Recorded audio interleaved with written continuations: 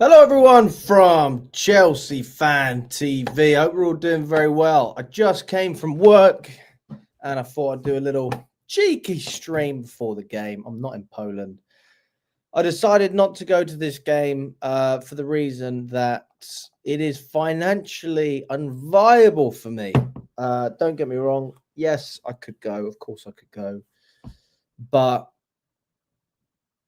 I think I would be in a bit of a pickle if I went. So, yeah, I had to take the hit on this one. It seems like it's going to be a great atmosphere in Warsaw for this one, and there's so many things, that I would have loved to have experienced in Poland that I'm going to miss out on. But I can accept that, and it is what it is. Listen, hopefully we get the win. That's all we care about, isn't it? But again, you want to win in style. Winning in style is nice as well, but just a win is fine. I will not be slanted with my opinions when we review the game. Also what I generally think, and I think that if I'm being honest, we should be winning this game by 3 goals at least. It's an intimidating atmosphere, but I'm sorry, the quality gap between our players and who Warsaw have is different gravy, totally different gravy.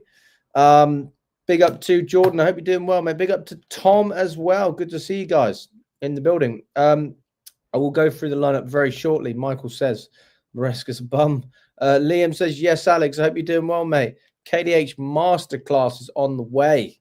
Absolutely, I'm looking forward to it. 6-0, Jordan. That's an interesting prediction as well. Well, let's get straight into it, shall we, guys? Let's go through the lineup. Let's go through who is starting for Chelsea in this game. I mean, I could go through Warsaw, but if I'm honest, I don't really know much about them. It's difficult for me to say much because, again, I'm pretty clueless when it comes to the Polish league. We got Jorgensen in goal. Josh Achimpong is in defence. Tosin's there. Badiashile, Malagusto, Reece James starting in the midfield by the looks of it. Looks like he's going to be in the middle. Just like he was against Copenhagen. He's our captain today. We're going to have Dewsbury Hall alongside him. Tyreek George on the left or the right. Cole Palmer, number 20 in there as well. And then we're going to have Jadon Sancho and Christopher Nkunku. So those are the players that are going to be starting this game. Now, I'd love to know what you think about it. Personally, I think that, it's probably about what I expected. And people are maybe surprised that Palmer started this game. I'm not, because it's going to be such an intimidating atmosphere. So, yeah. Let me think. Let me see what you said. I'd love to know what you think. Let's have a look. Let's have a little read. 4-1 win. Big up to you, DJ Sav, as well. You'll be down on Sunday. It'd be nice to meet you as well, Liam. I'm looking forward to it, mate. What is my thoughts on Reece James in the midfield? Would it make any difference if he was as a right back? Listen, I mean, in a game like this, if you think you're going to get the best out of the team and be able to rotate a certain way, playing James in the midfield, like, I'm not against it. Yeah, I'm not going to sit here and be like, I fucking hate seeing James in the midfield. There are games where he's done well in the midfield. And I think Copenhagen away was a great example of that. We had a hostile atmosphere. We dealt with it very well. James was a huge part of that, getting the goal and just dominating the midfield, to be honest with you, which is what you would ask from any midfielder, not just Reece James. You'd ask that from anyone. Do we see enough of it, though? No, we don't see it in the bigger games against the better teams when the opposition is stronger. So if you're asking me if Reece James should ever play in the midfield when we're there as a Premier League side, absolutely not. But in games like this, I really don't have a problem with it. You get a couple of things with Reece James that you wouldn't get from other players like your Dewsbury Halls in the midfield, and that's experience, mentality. He is a winner. There's no doubt about that in my mind. And, obviously playing him out of position allows you to squeeze in Achimpong and Gusto and play them in their more respective positions. Although I think by what I'm seeing, we are going to be seeing Achimpong on the right and Gusto on the left-hand side. And then we'll have a midfield two. So it'll be James next to Dewsbury Hall. Dewsbury Hall will probably explore a little bit further up the pitch. Palmer in the 10. Sancho presumably on the right. George on the left. And then Nkunku up top. So, no, I'm not surprised whatsoever. We've got enough experience in there to steady the ship with Palmer, and Nkunku is another experienced player in these type of games. James. So that's sort of your spine, if you want to call it that. I know people don't like Nkunku, but he knows how to play in these type of matches. He's dealt with hostile atmospheres in Germany, where the atmosphere is great. So, I think that's part of the game plan. Obviously, just the fact that we need to rest Jackson. You can't keep playing the guy. You've got to at some point rotate. Now, what I am very interested in is something that Enzo Maresca has spoken about a number of times, and that is the fact that the Chelsea players should consider themselves to be grateful to be playing in this atmosphere. So what I want to understand is, why is this atmosphere so talked about? What is it that Warsaw do? And let's watch a little bit of it together so that we have an idea of what they do in Poland and why people actually talk about them. Apparently they're so crazy. Let's find out why. Let's see with our eyes.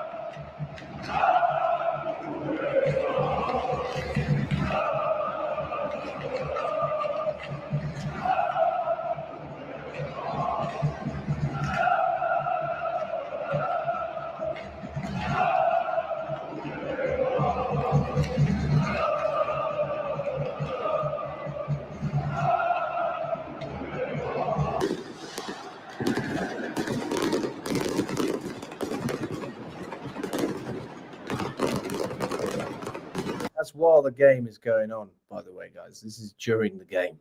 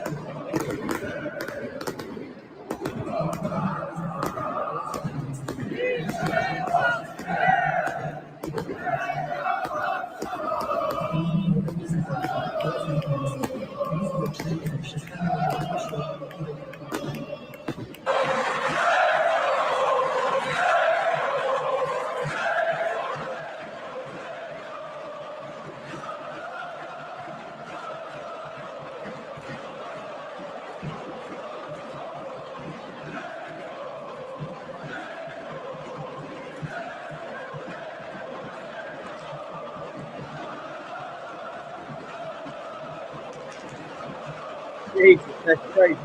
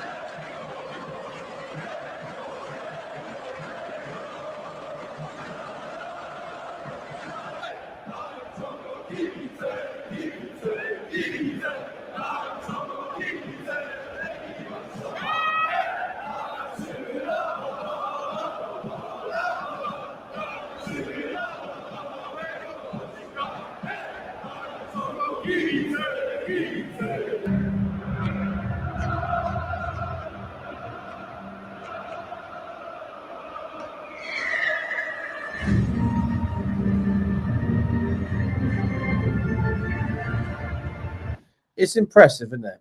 You have to admit, it's impressive. Jesus, man. That's crazy.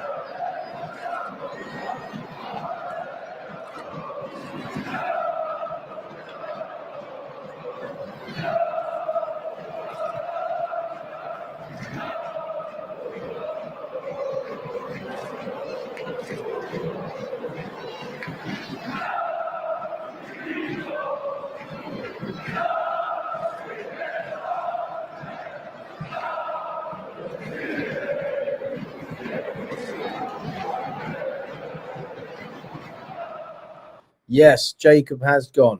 I asked Trevor. I said, is Jacob happy to do the vlog for this game?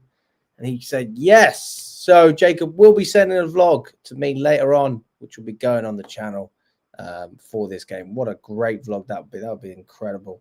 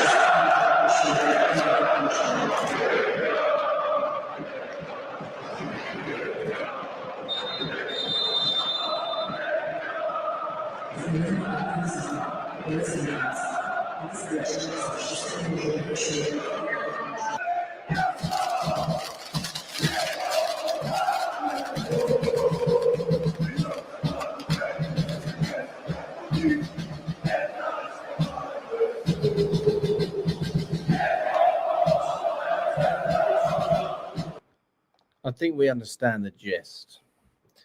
I think you get it. It's a great atmosphere. The long and the short of it is a cracking atmosphere. And I am a little bit gutted that I'm not there. Of course I am. I'm a little bit gutted. To be honest with you, though, at the same time, I had a lot of work which I could do here, so that's keeping me occupied. And yeah, I'm a little bit Chelsea'd out as it is. I mean, everything I speak about with Chelsea recently has been so fucking negative. So put a smile on my face, lads. Put a smile on my face and get the win. Win in style. That's what I'm looking for. I'm not just looking for a W. I'm looking for a W in style as well. Let's see what some of you are saying. No, Charlie's definitely not coming. You're absolutely right. He has Benzema Titus as well. He also has Kante Titus as well. So he's just recovering from that at the moment. Good old Joker in the studio for tonight. That'll be good. I reckon it could kick off. Fans have been warned that it would be wise if they didn't wear club gear. That's fair enough. I mean, I'm very glad I went to Copenhagen. Copenhagen was fucking brilliant. Copenhagen was so good. The atmosphere in Denmark. Wow. I said after that, I was only there for 24 hours in Copenhagen. And after that, I said, I want to go on holiday there. I loved it that much. I was like, I need to go on holiday in Copenhagen.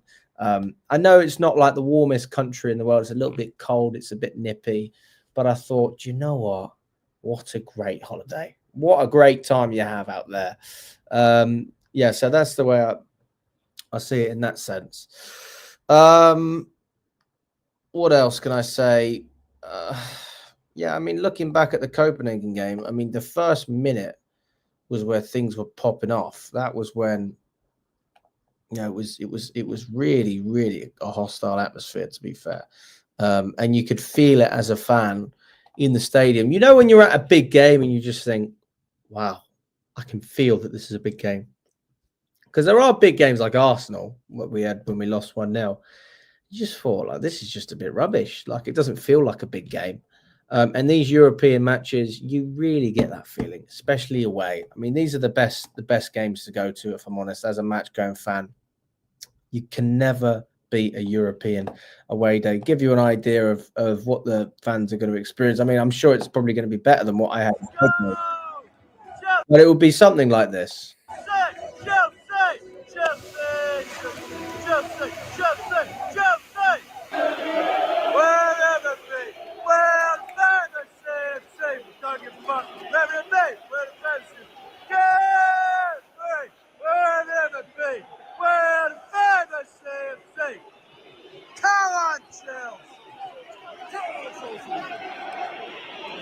Listen to the whistling, guys. How loud it is.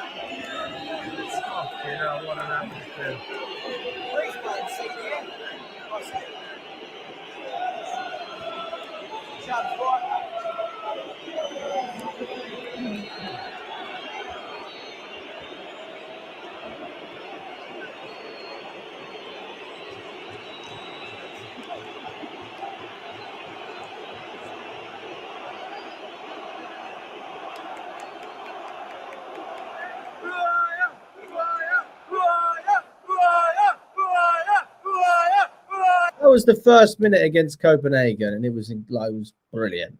Great atmosphere. The atmosphere was the best thing about that game, because the game itself was rubbish. It was crap.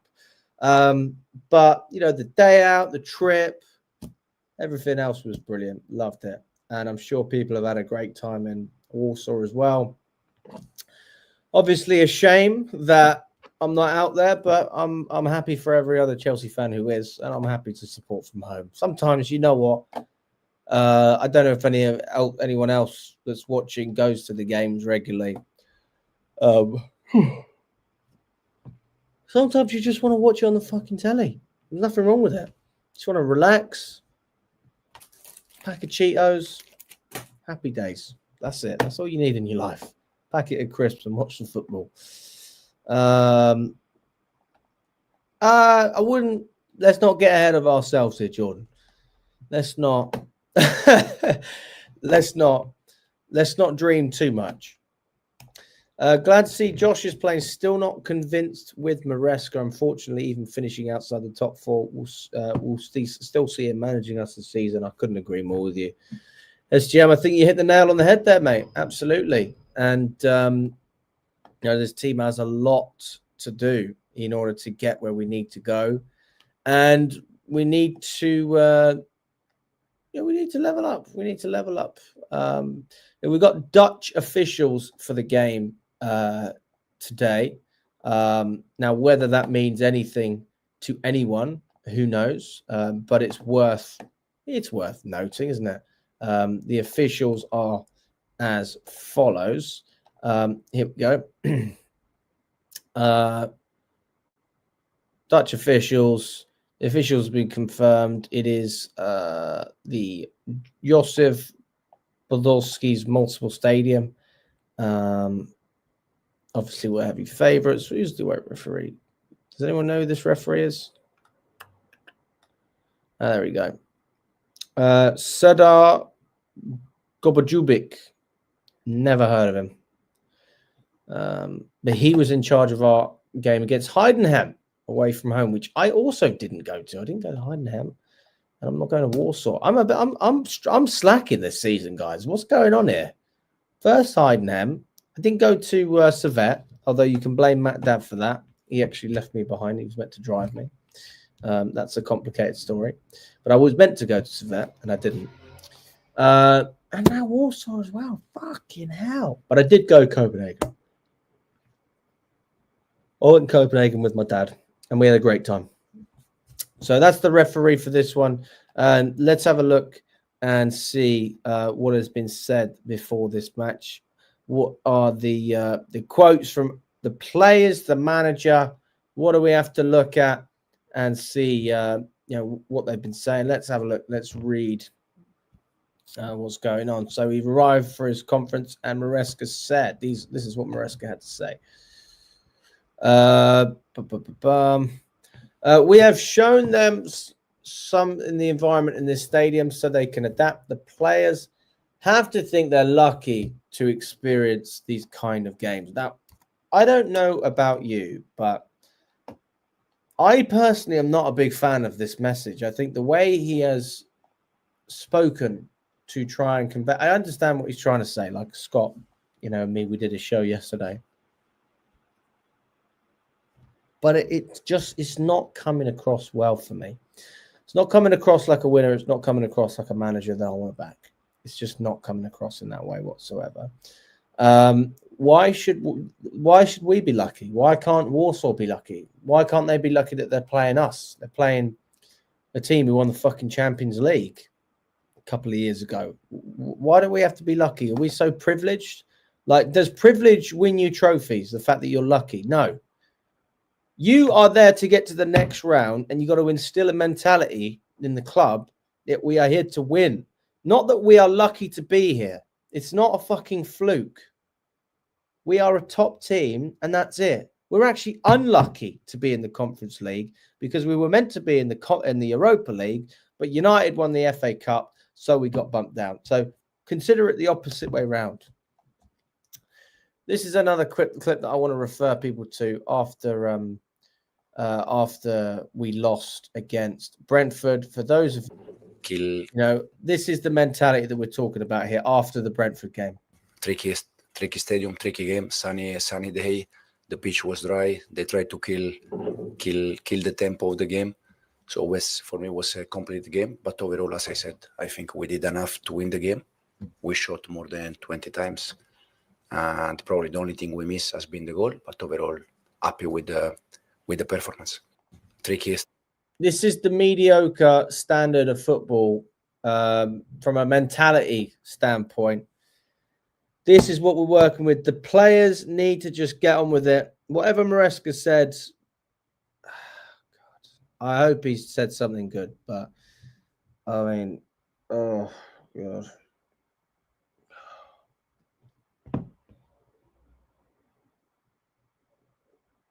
I just want to be clear.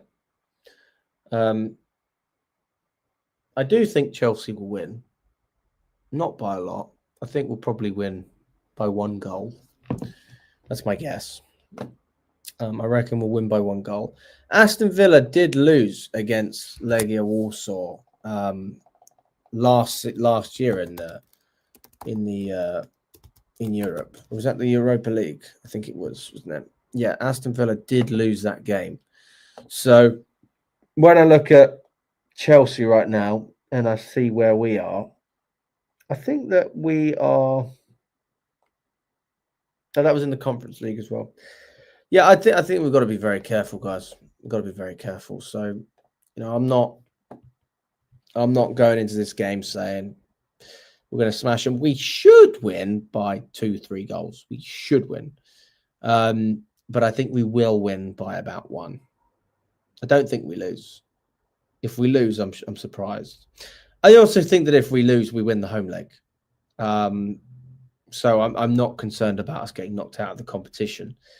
But if we were to drop points or concede, a number of chances and not score going into this game at Stamford Bridge, a goal down or whatever it is, I mean, what was the point of dropping all those players when you were playing Brentford? Like, what was the point? You're literally resting players so we can perform in the Conference League. I mean, we're talking about Palmer here. We're talking about Reece James starting in this game. Who else is starting as well? Can't even remember off the top of my head. I mean, those are the two main ones. We've got Gusto in there. We've got more than enough quality to win this match. So, yeah.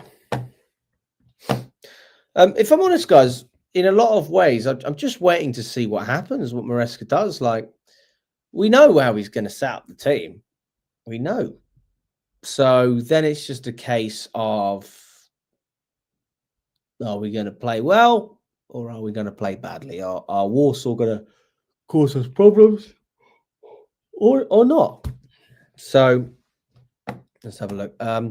Alex, a lot of noise about strikers today in the media. Realistically, how much cash do you see us raising through sales? And who do you think will be our number 9 going forward? So I had a debate with Scott last night about this, and we were speaking about Liam Delap. I am a fan of Liam Delap. I am a fan. I'm not a fan of, choosing him over Osserman if the Osserman deal was realistic. I am a fan of going for that deal if the Osserman deal is financially not viable. So, like, if he's asking for £250,000 a week, I just struggle to see Chelsea caving in. I struggle to see it, to be honest with you. And that's where I think that, Delap comes in, because you can still give him a tidy wage increase. And you can bump him up to what? 120, 130 grand. That fits our wage structure. You get rid of a couple of other players in there. But the thing is, only 30 million, and it's not a ridiculous wage. And then you got Jonathan David, who you can get on a free. So I think to myself, is it worth getting 2 players who are both going to improve this team without a shadow of a doubt? Jonathan David is probably the highest rated striker out of all of them. Delap has got experience in the Premier League and has performed, and Jackson's been a good player for us since he's come in. He's been a good player. He's not been amazing, but he's been good. And I don't think anyone can say any different with regards to Nicholas Jackson. But I'm just very much in the sense of, if we only have 2 strikers, I don't think that, I think we can stockpile in that position. That's one position I have no problem stockpiling on a little bit, because if you have too much quality, that's a bonus. That's a blessing. That's what Thomas Tuchel had at one point at Chelsea. We had so many fucking good players to choose from. I'm not saying that they were like all ballers, but, on his day, Christian Pulisic could make a difference. Ziyech was a great option to bring off the bench. And we had a lot of quality at one time. And I just feel like we need to continue to maintain some depth. And if the difference between having depth before and now is having players who are on sustainable wages, then Delap absolutely makes sense. And Jonathan David, he's on a lower wage than Delap is at Ipswich. So that's another player that you can snap up, and you can increase his wage because you're not spending any money on the transfer fee. A little bit like what we did with Tosin. That's why we were able to offer him more money than Newcastle, because it was a free package. So I think that those deals both make sense. I think Delap makes sense. I think Jonathan David makes sense. I think Osserman makes sense if the wage is right. But then you've got to also think about the transfer fee. What are Chelsea willing to spend? What is the price that they're happy to meet up? We obviously negotiated a rate with.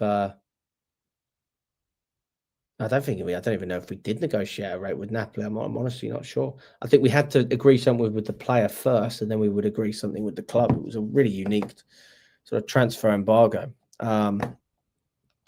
Chilwell is on just under 200 grand a week, and Sterling is on 325 grand a week. 230 million in sales if we get rid of all the dross. Break it down for me, Big Tips. Please break it down. Would I get another striker if we get Delap and Jonathan David? No, that would be enough for me. That would be more than enough. So that would be absolutely fine. If Jackson got injured against Brentford, if he started, could you imagine the dogs abuse Maresca would get for not resting him? You're absolutely right, Rory. You make a very fair point. But ultimately, Maresca is going to be criticised when we drop points. Even if he does the right thing, he'll still be criticised if we drop points. And that's the art of being a manager, isn't it? Is you've got to make tough decisions. So the argument is, though, Maresca could have started Jackson and taken him off at halftime instead of starting Nkunku, and people would have been like, oh, okay, well, makes sense. He can only play so long, and at the end of the day, someone's always got an opinion.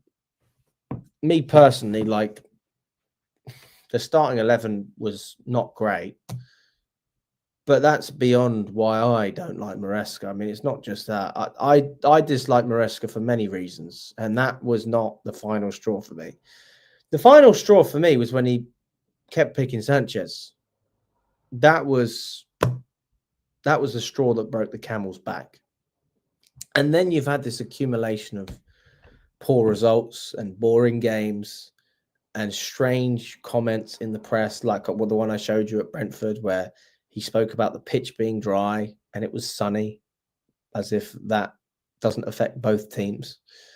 And the fact that he was actually happy with the performance after a 0-0. Like, I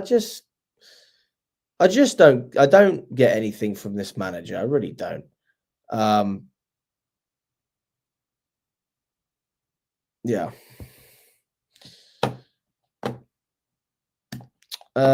Kem said, I really do respect you, my guy, and I'm a big fan of the channel, but I really think you want Maresca and the team to fail just so you can go on TalkSport with your negativity and that I told you so. Well, I mean, let me be very clear. I get invited on TalkSport. I don't ask to go on. They invite me on, and I say what I think. And if I think things are good, I'll say they're good. And if I don't, then I won't. And yeah, I've been pretty consistent. I have been pretty consistent. You say my negativity as if I've always been negative. Was I negative last season? Was I negative the year before? Was I negative before that? So the answer is no. For those of you who haven't watched the channel, I've never felt this way. So if I was always like this every single season, all the time, even when things were pretty good, I could appreciate your point, but this is the first season that I've ever really been negative. But I think I have good reason to be because of the direction that the club is moving financially under this ownership, in terms of the directors that we've brought into our club, and in terms of the management and the players. You cannot tell me that we are moving forward.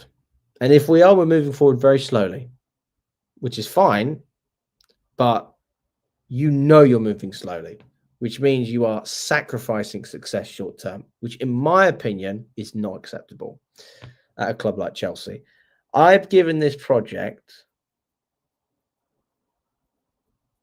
sort of 3 years, okay? And this is the third year, and I do not see a clear improvement. I do not see it. I don't see it. For the money that we've spent, we should have so much more quality. There's been so many fuck-ups. There's been so many lies. The finances of this club is just never gets talked about. The amount of debt that we are in. We are in 1.2 billion pounds of debt. 700 million pounds of debt with the banks and 500 million pounds of subordinated debt. that accumulates over time. So by 2033, when the ownership try and sell, I'm talking about Clear Lake, not Bowley, that debt will accumulate to 2.5 billion. So I just have a lot of reasons to be concerned. I have a lot of reasons, and I can justify my reasons. Not everybody's as concerned as me, but obviously I spend all my time talking to Chelsea fans, which I love to do. And the more fans I speak to, the more insight I get about people's opinions. There's a lot of people who obviously understand a lot more of these things than I do, especially the financial side. What, do you think I'm an accountant? Fuck no. I don't have a clue. But I speak to people who know about this stuff, and they break it down for me, and they enlighten me, because obviously I'm the one who comes on here and speaks about it. So, I do know my stuff a little bit more about aspects of the club that I would have never understood.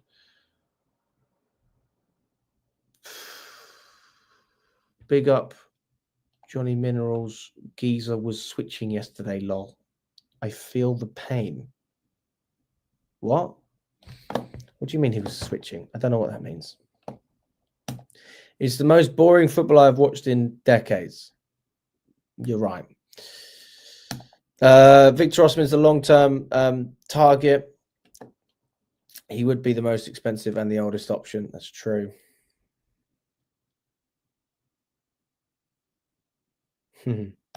Well, we'll see, Sam. We will see, mate. I really don't know what to say about that. I'm not sure. I'm really not sure, mate.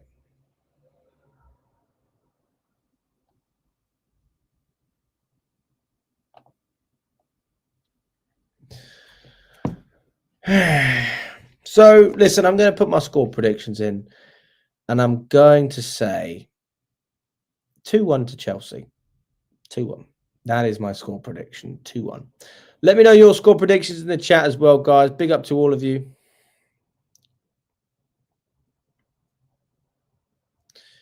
Do you think we're going to draw? Do you think we're going to win? 3-1 Chelsea. Angry as fuck. That's what switching means. Okay. Fair enough. I found out from some kids the other day. I don't know if any of you have kids or spend time with kids, like for work or anything like that. Obviously, I work with kids a lot because I'm a tennis coach.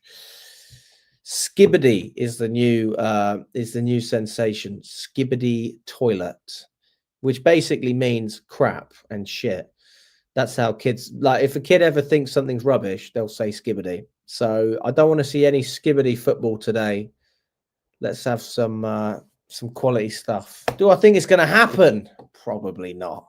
But I'm here for it if it does. 3-1 Chelsea, 2-0 Chelsea, 0-0. 2-1 Legia. Bloody hell. Love the optimism. Beautiful. Oh my God. A draw is not good enough, but we'll still qualify with a draw, if I'm being honest. If we don't qualify with a draw, if we don't win the Conference League, Maresca deserves to be sacked. Just so we know, just so we're very clear.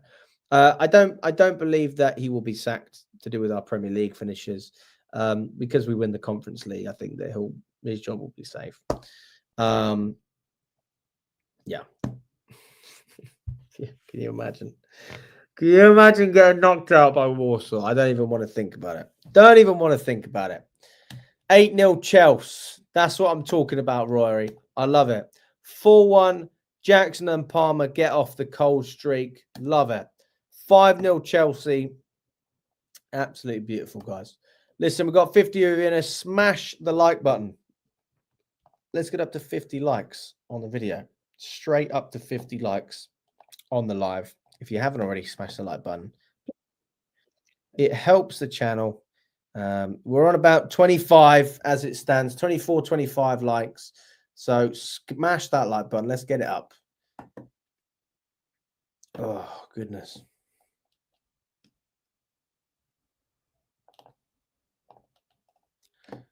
Michael, saving the Poland trip for the end of May.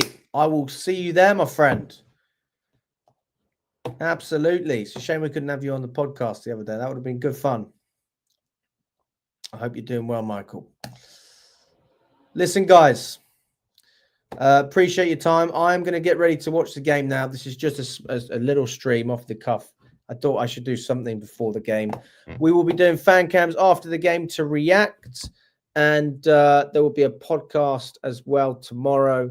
That will be done virtually, so it won't be in the studio.